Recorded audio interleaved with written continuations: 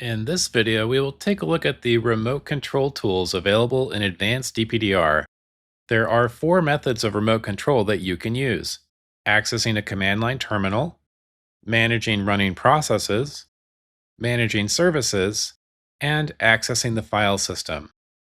Remote control is available for Windows, Mac, and Linux computers. Please note, though, that remote control does not include a full remote desktop takeover of the computer. These tools are intended to help you investigate and remediate security threats and are not a remote monitoring and management solution. If you are looking for an RMM tool, check out the WatchGuard Systems Management videos for more information. I can find the settings for remote control in the WatchGuard Cloud Endpoint Settings under the Remote Control category. By default, remote control is disabled, so I need to create a new profile where I can choose which methods of remote control to enable and which groups or computers to apply this to. Depending on the needs and policies of your environment, you may want to enable all of the options across all of your endpoints. Maybe you only want to enable one or two of these, or maybe you want to leave everything off until you need it. In my example, I will enable all four methods of remote control and apply this to all of my endpoints. Once remote control is enabled, I can access it from the computers list under the options on the right, or by clicking into the computer and selecting it from the top right. I can also see whether remote control is enabled on this computer in the details here. When I select remote control, this will create a remote session to the computer which uses port 443 and 8080 to the rc.pandasecurity.com domain. Now that I am connected, I have tabs across the top to access each of the four remote control methods.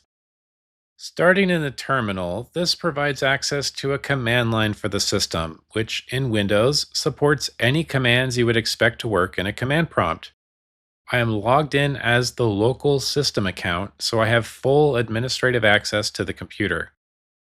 What I do from here really depends on what information I am trying to find or what actions I want to take on this endpoint. I might run some basic diagnostic commands like ipconfig, ping, or traceroute to test network connectivity.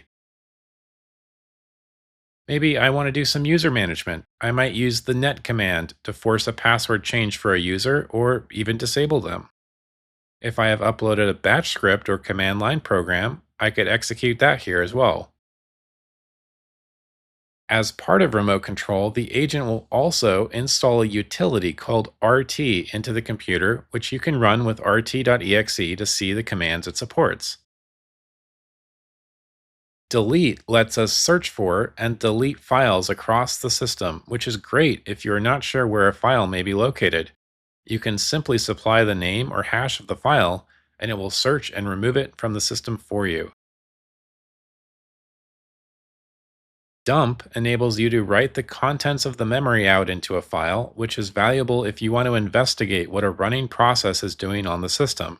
You can dump the memory for specific programs or get a full dump if you need it.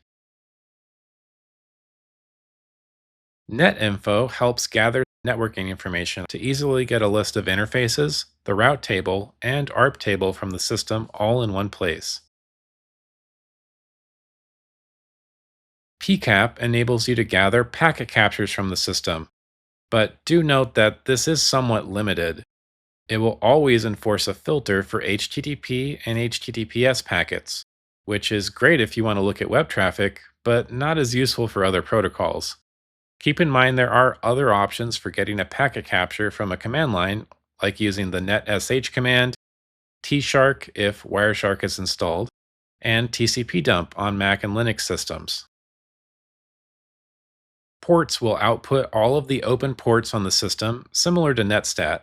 This is great when you need to check if a service is listening or to find anything that shouldn't be there. And you can use the command options to filter for specific processes to narrow things down. I have Microsoft Edge open on this computer and can easily search for it to see the connections it is making. Process lists all of the active processes on the system, along with the DLL files they have loaded. This is valuable if you're investigating something you have seen running on the system and want to dig into the details. Here you can see I've used the process ID of Microsoft Edge to check the DLLs it has loaded. Finally, URL will list out the URLs that the agent has seen the user browse to, which can be handy for tracking usage for compliance reasons. Web access control must be enabled for this data to be collected.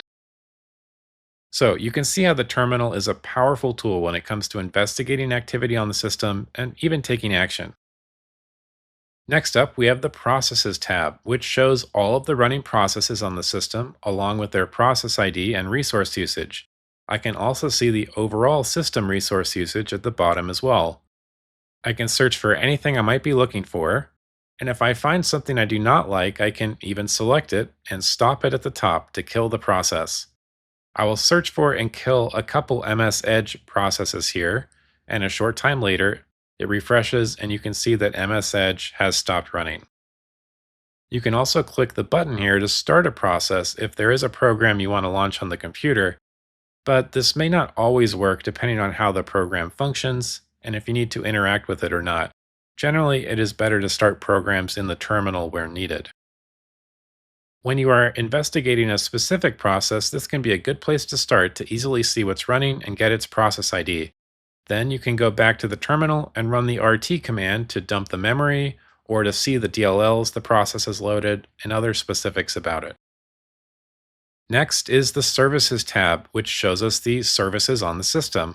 I can search for specifics at the top to filter for the status or name.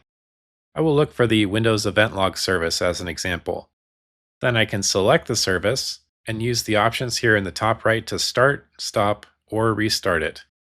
This tool can be handy for more day-to-day systems administration, like if a service has an error and needs to be restarted.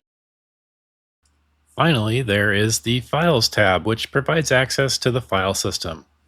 There have been some suspicious files we have seen on this computer related to the Zero Trust Auditor program, so using the information from an indicator of attack, I can navigate to the folder at C, Uploads, then Zero Trust Auditor. From here, I can click on any files that I want to download to my computer. Maybe I want to take a closer look at this batch file and executable. Next to each file, I have the option to delete it if I do not want it on the system. And in the top right, I can also upload files as well, like maybe a script or program that I want to run in the terminal.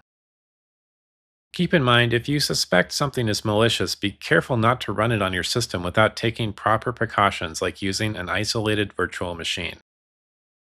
That will do it for remote control. In this video, we learned how Advanced DPDR provides 4 methods of using remote control: accessing the terminal and how to use the included RT utility, managing processes, managing services, and accessing the file system.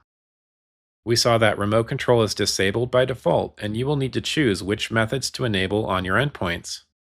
These tools enable you to get into a system to assist with investigating suspicious activity and to take remediation actions like running scripts, deleting malicious files, and even locking user accounts.